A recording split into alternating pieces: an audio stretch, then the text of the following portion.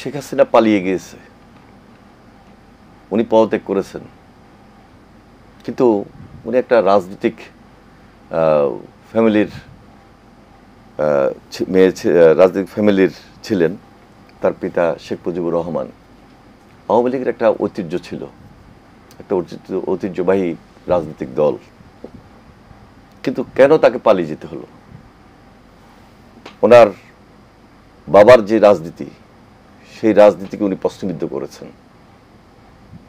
ওনার রাজনীতি, নিজের রাজনীতি নিজেই শেষ করেছেন। বাংলাদেশের মানুষকে, জাতিকে একটা বিপদের মধ্যে রেখে গিয়েছেন। আওয়ামী লীগকে কবর দিয়েছেন।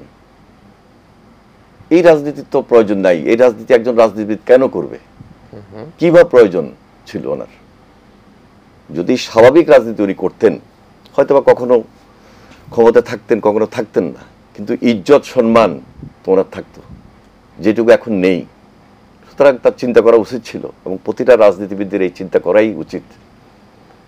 আমার বিশ্বাস আওয়ামী লীগ যে শিক্ষাটা পেয়েছে, অন্যান্য রাজনৈতিক দলের এখান থেকে শিক্ষণীয় আছে।